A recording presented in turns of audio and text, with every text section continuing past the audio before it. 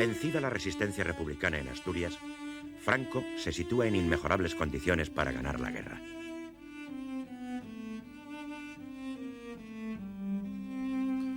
Una vez liquidado el Frente Norte, se permite ralentizar las operaciones militares, consciente de su ventaja, y pasa a imprimir un mayor ritmo a la actividad política. Con la ayuda de su cuñado Serrano Súñer, centrará sus energías en la organización del nuevo Estado. Tras superar algunos conflictos internos, la personalidad política de Franco se impondrá de manera cada vez más decisiva.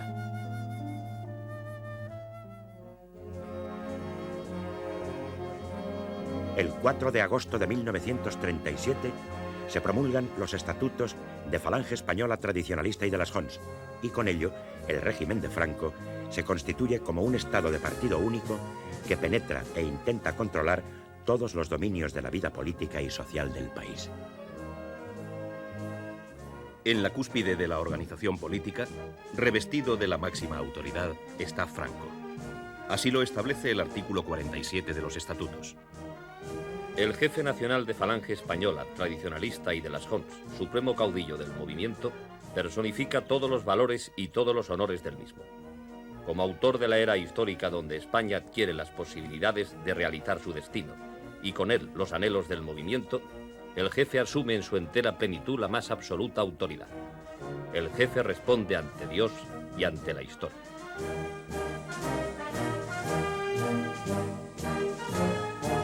Los órganos más importantes del Partido Único son la Junta Política, encargada de la dirección inmediata, y el Consejo Nacional, que elabora las líneas generales de actuación. Sus miembros son designados por Franco y tienen la misión fundamental de colaborar con él y ejecutar su política.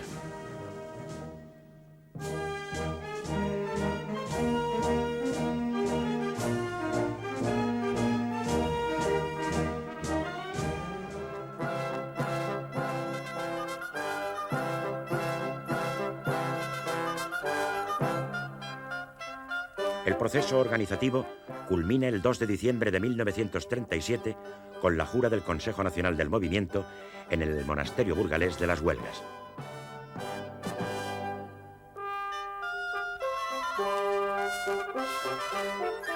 La mayor parte de los consejeros son falangistas, aunque hay también representación de tradicionalistas, monárquicos y militares.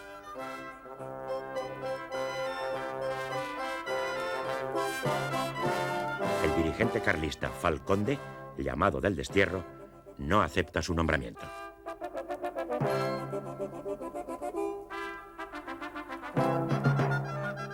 El acto de la jura recuerda más las ceremonias de los reyes católicos que las de Hitler o Mussolini. A pesar de la retórica de los estatutos de Falange, Franco no es ni mucho menos el líder de un partido totalitario.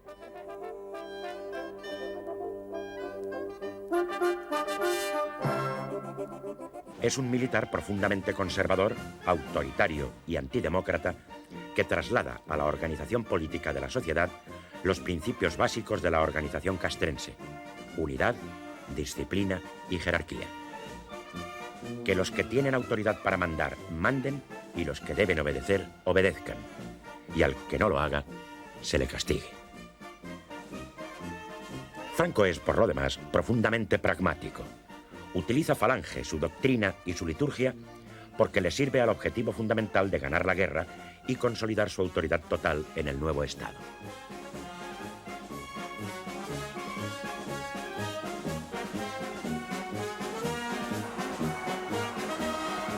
La conquista de territorio y el control de un mayor porcentaje de población exigen a Franco nuevas decisiones políticas.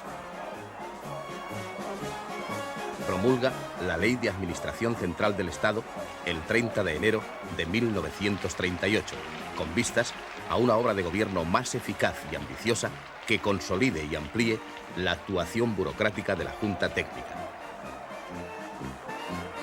Esta ley consagra jurídicamente la dictadura personal de Franco, que establece en su artículo 17 que al jefe del Estado corresponde la suprema potestad de dictar normas jurídicas de carácter general. Franco es simultáneamente jefe del Estado, presidente del gobierno, generalísimo de los ejércitos y jefe del Partido Único. Aunque Falange es el partido único, Franco escoge sus ministros entre las distintas familias ideológicas que sostiene la causa del movimiento. Pero siempre lo hará a entera voluntad suya, exigiendo a los candidatos una lealtad inquebrantable a su persona.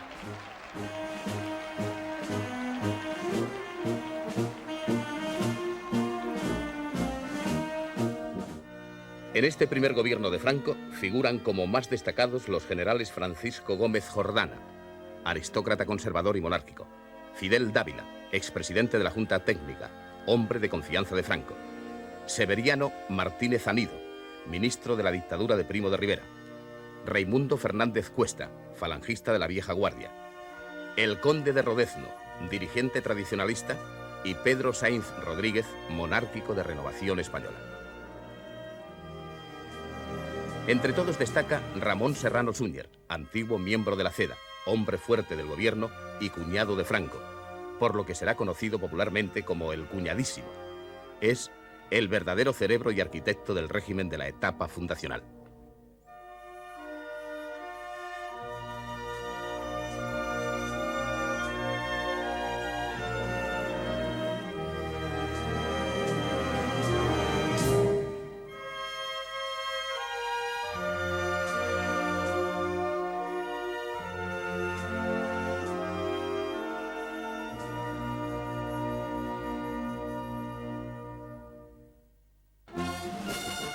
Franco deja en una calculada ambigüedad la forma política de su régimen para tener la máxima capacidad de maniobra. No obstante, consciente de los sentimientos monárquicos de algunos de sus compañeros y de las fuerzas sociales que le apoyan, deja la puerta abierta a una futura restauración monárquica.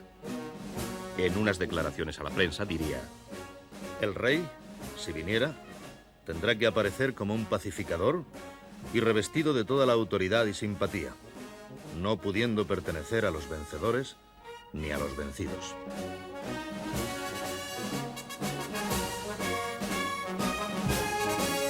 Franco va progresivamente consolidando su poder. El 1 de octubre es declarado Día del Caudillo. En las manifestaciones públicas no se permiten más gritos que los llamados de ritual: Franco, Franco, Franco, arriba España, viva España.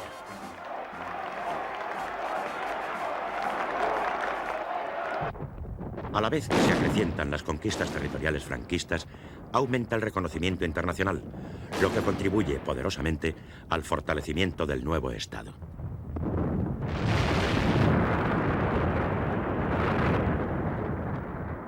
En el verano y el otoño de 1937, realizan canjes de notas o firman acuerdos comerciales Checoslovaquia, Holanda, Bulgaria, Noruega, Polonia, Dinamarca, Finlandia y Uruguay.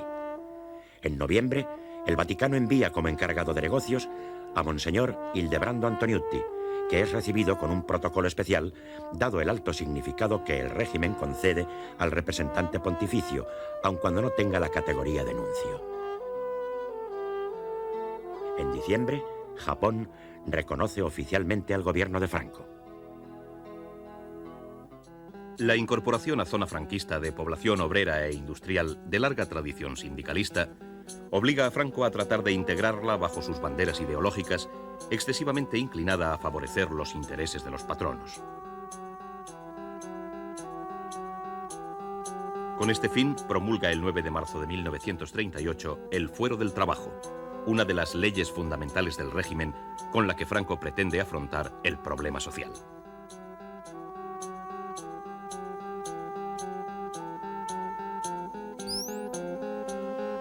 El Fuero del Trabajo es una declaración de los derechos y deberes sociales y laborales de los españoles, inspirado a la vez en la doctrina social católica, en el pensamiento de Falange y en las instituciones fascistas.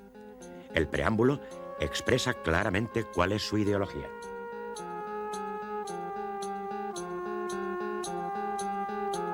Renovando la tradición católica de justicia social y alto sentido humano que informó nuestra legislación del imperio, el Estado Nacional, en cuanto es instrumento totalitario al servicio de la integridad patria y sindicalista, en cuanto representa una reacción contra el capitalismo liberal y el materialismo marxista, emprende la tarea de realizar con aire militar, constructivo y gravemente religioso la revolución que España tiene pendiente y que ha de devolver a los españoles de una vez para siempre la patria, el pan y la justicia.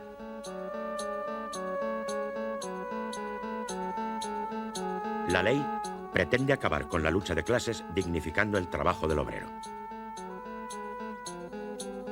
La huelga es considerada delito de lesa patria y se aspira a subordinar la empresa al Estado y la economía a la política. Solo se admite una organización sindical, única y exclusiva, de carácter vertical y bajo el control absoluto de Falange, lo que provocará recelos y resistencias en los sindicatos católicos y en la jerarquía eclesiástica.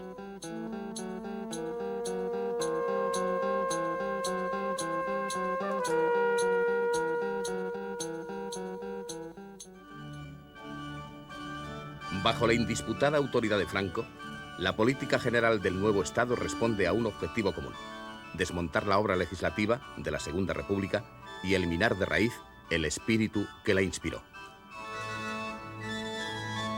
Franco encuentra en la Iglesia un precioso aliado. Continuamente reafirmará el carácter católico de España, eliminando todo rastro de laicismo.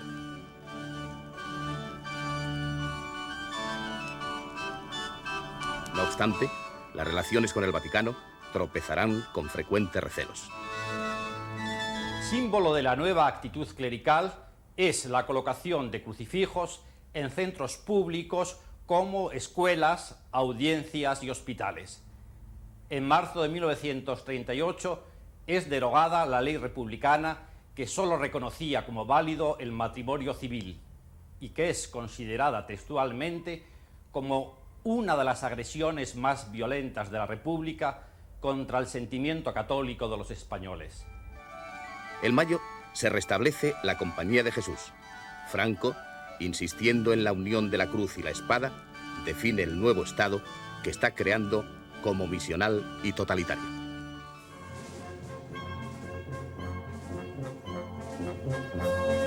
En estrecha relación con la política religiosa se desarrolla la educativa. En los años de la guerra, la presión eclesiástica llega con especial intensidad a las escuelas. En unas instrucciones de 1938, se ordena a los maestros que orienten su enseñanza de modo que el ambiente escolar esté en su totalidad influido y dirigido por la doctrina del crucificado. Se les obliga a asistir a misa, juntamente con los niños, los días de precepto. Nuevas disposiciones recomiendan celebrar el mes de María y participar en otras manifestaciones religiosas.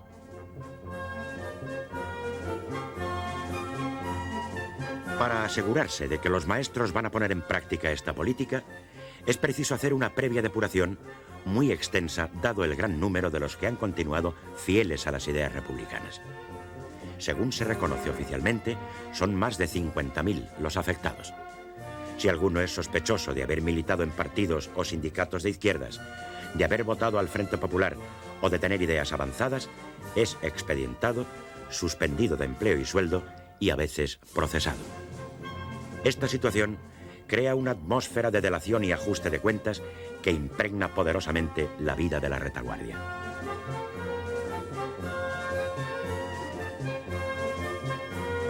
La depuración llega también a los institutos de enseñanza media y a las universidades. El mismo Estado intenta controlar la investigación científica que encomienda a las reales academias. Después de haberles devuelto el título de Real, suprimido por la República, las agrupa en un nuevo organismo, el Instituto de España, cuyos miembros toman posesión a comienzo de 1938. La ceremonia del juramento se cuida al máximo, de forma que todo el ritual sea expresión de la nueva ideología.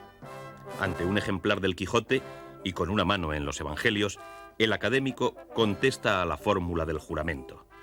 Juráis en Dios y en vuestro ángel custodio servir perpetua y lealmente a España, bajo imperio y norma de su tradición viva, en su catolicidad que encarna el pontífice de Roma, en su continuidad representada por el caudillo salvador de nuestro pueblo.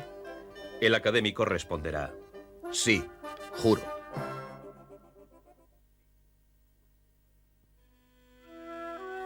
Si la República introdujo las autonomías, el Estado franquista las suprime de raíz y entiende que la unidad de España solo se realiza con un régimen centralista extremo. Así, en junio de 1937, tras la toma de Bilbao, un decreto de Franco deroga el concierto económico que tenían con el Estado las provincias de Vizcaya y Guipúzcoa, pero mantiene el de Álava y Navarra. Estas lo conservan porque el 18 de julio se unieron a la sublevación militar.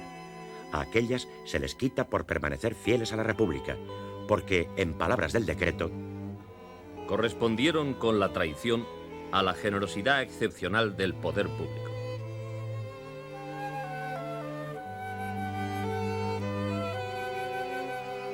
Con Cataluña ocurre algo semejante. En abril de 1938, al ocupar las tropas de Franco el primer trozo de tierra catalana, es abolido el Estatuto de Autonomía, en mala hora concedido por la República, dice el decreto, y añade que devuelve a aquellas provincias el honor de ser gobernadas en pie de igualdad con sus hermanas del resto de España. Y para que todo quede más claro, otro decreto prohíbe imponer a los recién nacidos nombres vascos, catalanes o gallegos que denuncien indiscutible significado separatista y los que expresen conceptos tendenciosos como libertad y democracia. Solo se permitirán los nombres contenidos en el santoral romano. Contra la patria no caben libertades, había afirmado Franco. Y en efecto, su régimen deroga las libertades de reunión y de asociación. Especial rigor se aplica contra la libertad de prensa, totalmente suprimida por la ley del 22 de abril de 1938 que elabora Serrano Súñer. La ley consagra la rígida censura previa que venía practicándose y prevé fuertes sanciones a los medios y sus responsables. La razón de un control tan riguroso lo explica la propia ley. Cuando en los campos de batalla se luchaba contra unos principios que habían llevado a la patria a un trance de agonía, no podía perdurar un sistema que siguiera tolerando la existencia de ese cuarto poder, del que se quería hacer una premisa indiscutible. No podía admitirse que el periodismo continuara viviendo al margen del Estado.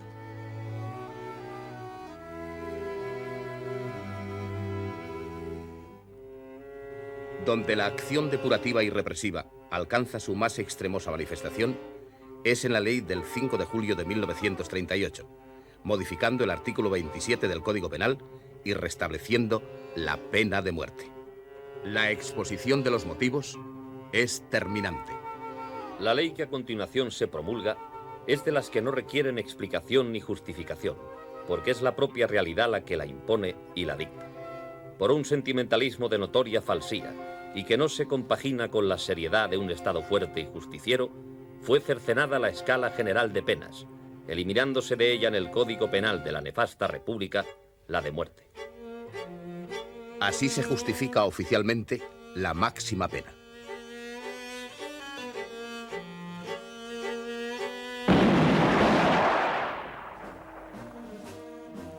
Mientras se desarrolla el nuevo régimen, en la retaguardia no se ha dejado de vivir una auténtica fiebre antirrepublicana.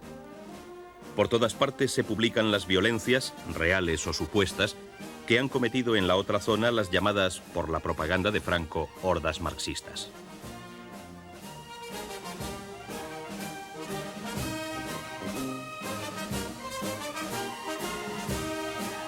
La revista de Falange, Fotos, difunde una lista de políticos republicanos bajo el epígrafe de salvajes ilustres.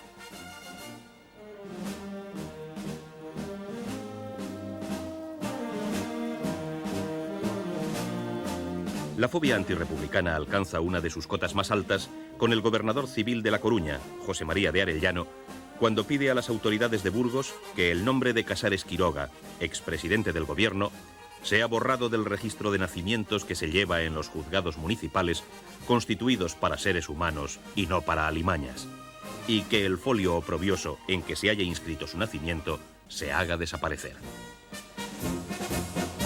Paralelamente se desarrolla la exaltación patriótica, religiosa y autoritaria. Franco manda y España obedece, dice una de las muchas frases de propaganda. Los funcionarios en todos los documentos públicos y los niños en las escuelas deben añadir a la fecha la expresión primero o segundo año triunfal. Se emiten sellos con las efigies del Cid y de los Reyes Católicos, en consonancia con la ideología nacionalista del nuevo Estado. Y como símbolo global, el 2 de febrero se establece el nuevo escudo, constituido con la heráldica de los Reyes Católicos y las armas de Navarra, abrazado todo por un águila que según el decreto no es el águila imperial germánica, sino la de San Juan Evangelista.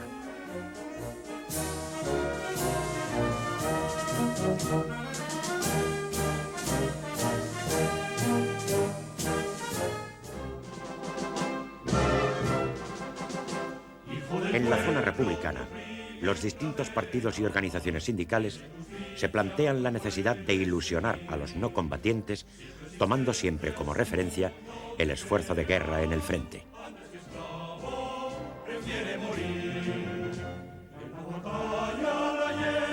Se realizan continuos requerimientos a la población, llamando su atención sobre la necesidad de proveer a los combatientes de los medios precisos, tanto como de atender las carencias que la tensión bélica plantea en la retaguardia.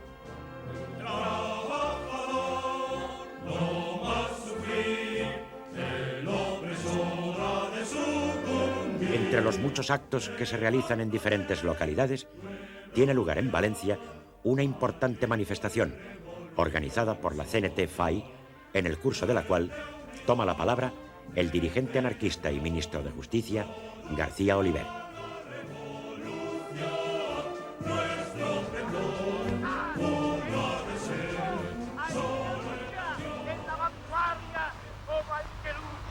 En la retaguardia, pero para que la historia del porvenir tenga derecho a otorgaros el mismo honor, la misma gloria del que lucha, es preciso que vuestro trabajo sea constante, sea tenaz, que esta obra de hoy sea continuada, porque si no la gloria sería sola y exclusivamente del que lucha, y pensar en ese que está en el frente.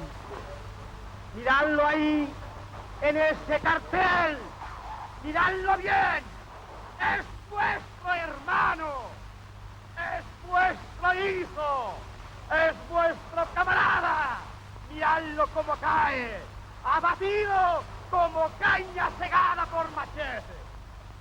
Si es muerto, nada podemos hacer por él, más que rendir el tributo al que murió por la causa de la libertad y por la causa de la paz en el mundo.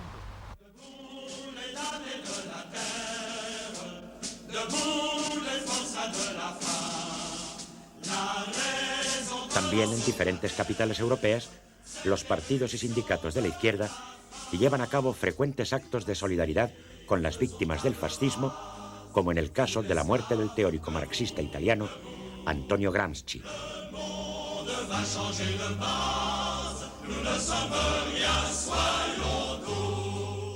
Abundan en especial las muestras de apoyo a la República Española que se expresan a través de diversas manifestaciones, entre las que destacan las cuestaciones populares, acrecentadas por la proximidad de la campaña de invierno que se adivina dura ante los propósitos de Franco por retomar la batalla de Madrid.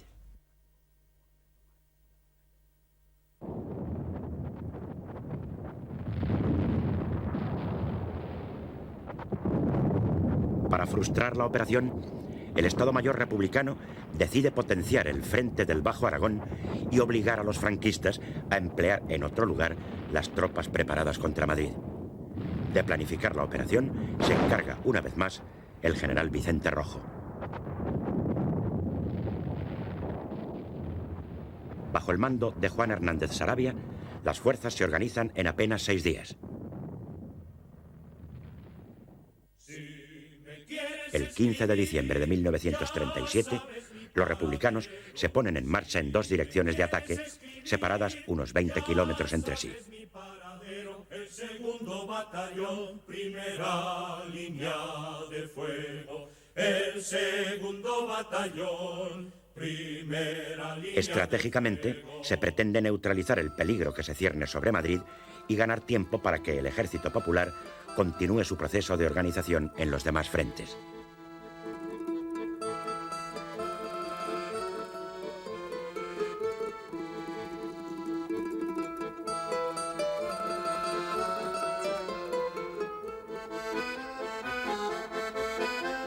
El objetivo táctico es envolver Teruel.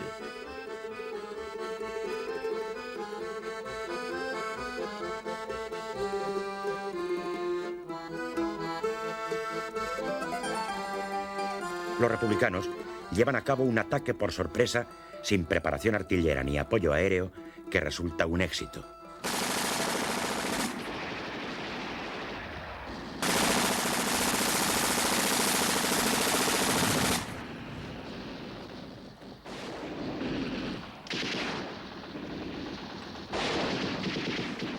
Las dos columnas rompen la línea enemiga, atacan en dirección a una cresta vital llamada La Muela y al llegar la noche ya rodean la ciudad como una tenaza.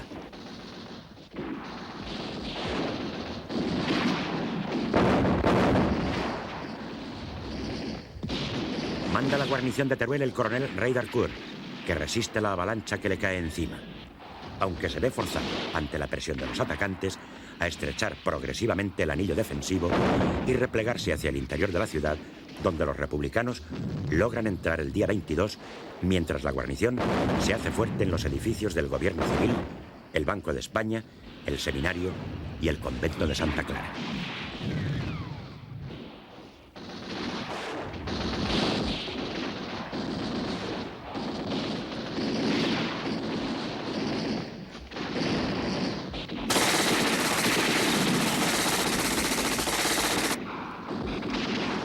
Al día siguiente, ante la apurada situación, Franco decide abandonar la batalla de Guadalajara. Prefiere defender el prestigio de su ejército en Teruel que llevar a cabo la prometedora operación ya preparada. Pospone una vez más la conquista de Madrid y se centra en recuperar cada metro perdido en Aragón.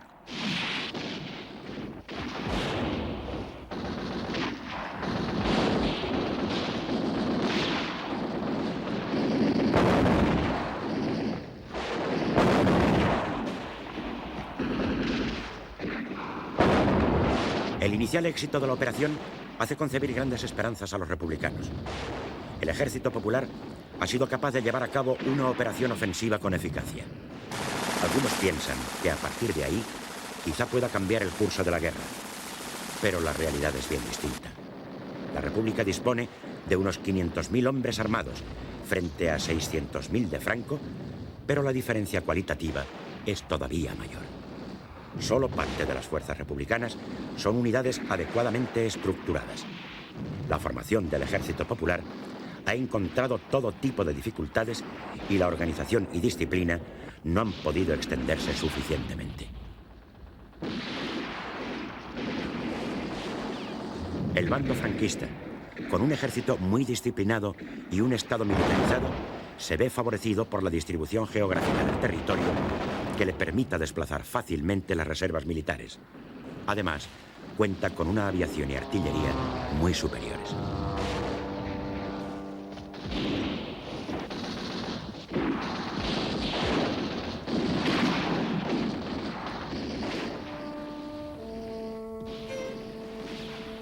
El día de Nochebuena comienzan a concentrarse grandes efectivos franquistas en el frente de Teruel, pero el invierno es de inusitada dureza y las tropas de ambos bandos ven limitados sus movimientos.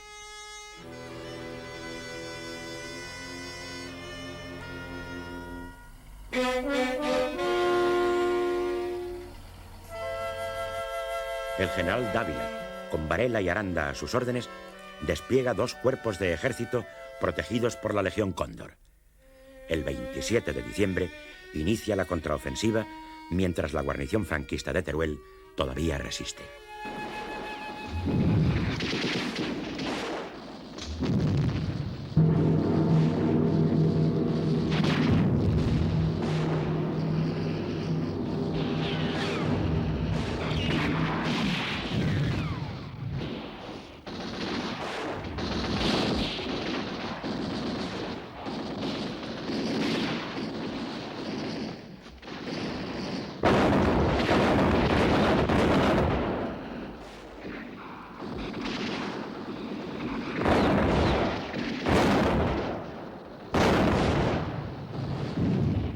Tres días más tarde, el Ejército Popular es atacado en La Muela y se produce un repliegue desordenado.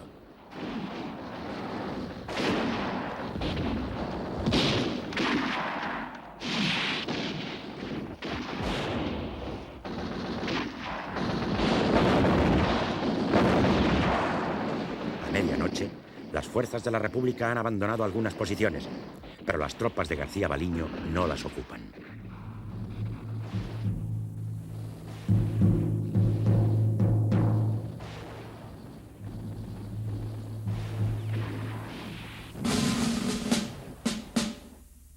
De madrugada, bajo las órdenes enérgicas de Hernández Saravia, los republicanos regresan a sus puestos.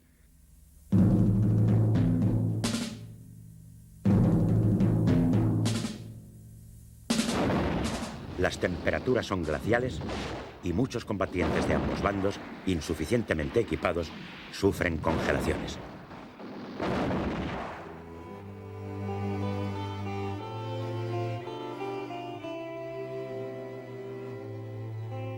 La tormenta ha acumulado casi 1 metro de nieve.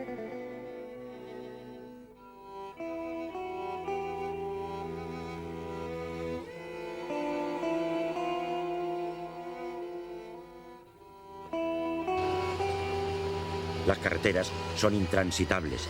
Se hiela el agua de los motores.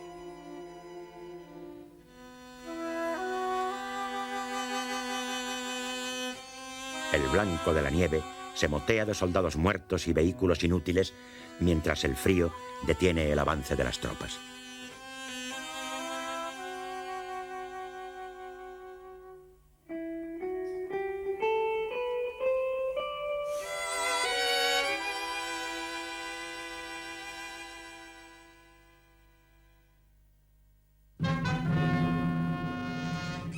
Los defensores republicanos de Teruel combaten entre montones de cascotes y en los sótanos de los edificios arruinados. Ateridos y hambrientos, mueren en gran número, pero los supervivientes prosiguen la resistencia sin medicamentos ni agua.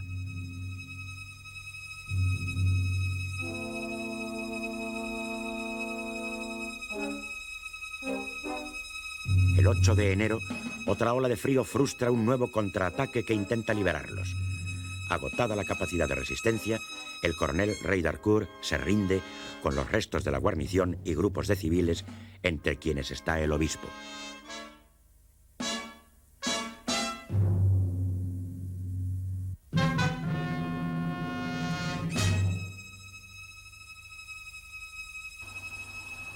La noticia aviva las esperanzas de la República y desconcierta a los franquistas, no acostumbrados a que uno de sus mandos entregue la posición.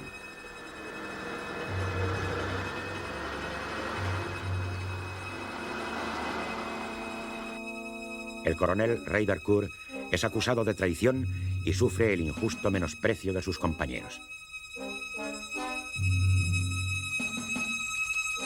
Mientras se desarrolla esta durísima batalla, lejos del escenario español, tiene lugar un acontecimiento anecdótico, si se quiere, pero que desde la actual perspectiva alcanza una notable significación.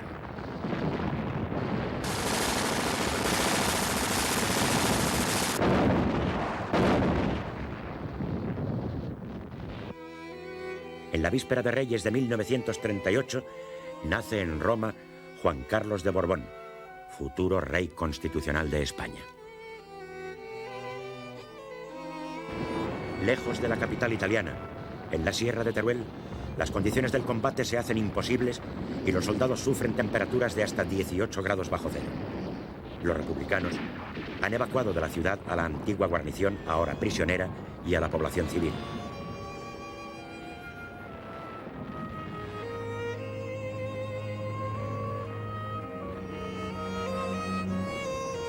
El ejército popular ha tomado el relevo y se convierte en la nueva guarnición de Teruel.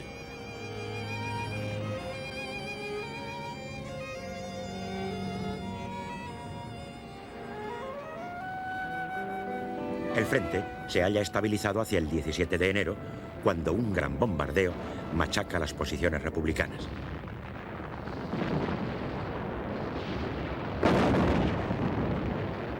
Se vuelcan en la batalla los medios extranjeros. La artillería italiana apoya con su fuego a las fuerzas de Dávila.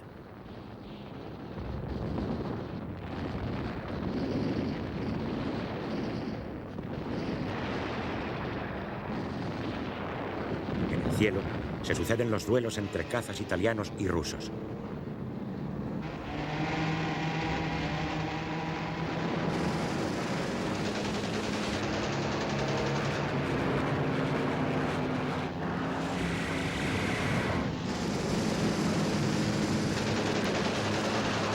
19 de enero entran en combate las brigadas internacionales. Se lucha sañudamente por la muela que es conquistada por los franquistas. Durante 3 días, los republicanos se agotan en contraataques sin éxito.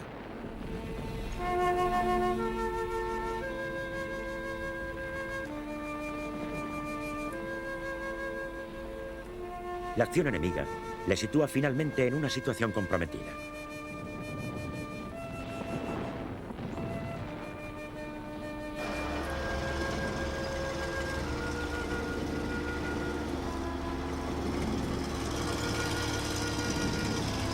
Una gran masa de tropas queda aprisionada entre el enemigo y el río Alfambra. El mando republicano comete entonces el error de resistir en situación tan desventajosa en vez de retirarse a posiciones más favorables.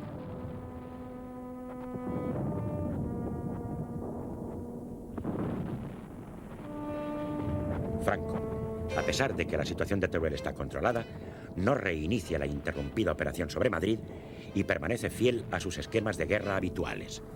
Opta por la batalla frontal y el desgaste del enemigo.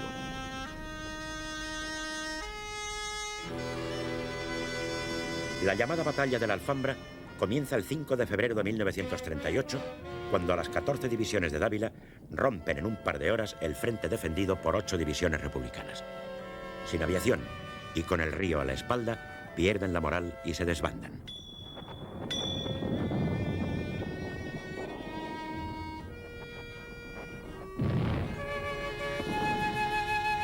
Su desamparo táctico es tan grande que los jinetes franquistas pueden explotar el éxito como en el siglo XIX, lanzando sus escuadrones entre las unidades que se dan a la fuga.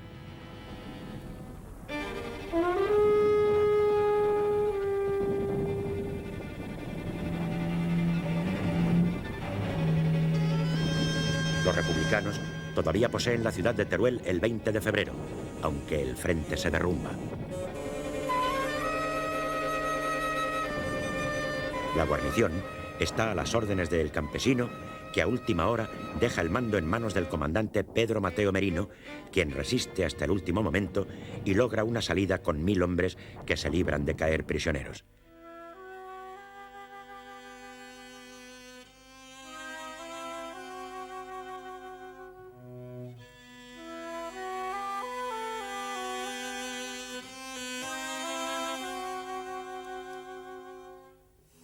El 22 de febrero, Teruel es reconquistada por las tropas franquistas.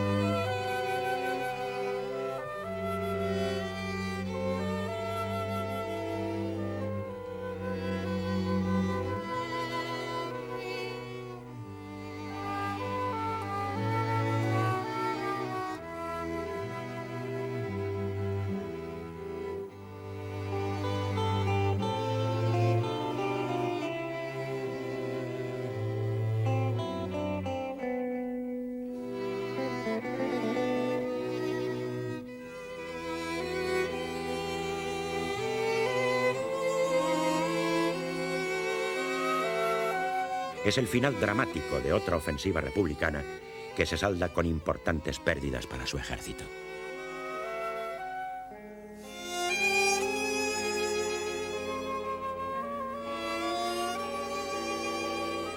La batalla de la Alfambra ha supuesto un significativo desgaste que deja a los franquistas con una gran capacidad de acción.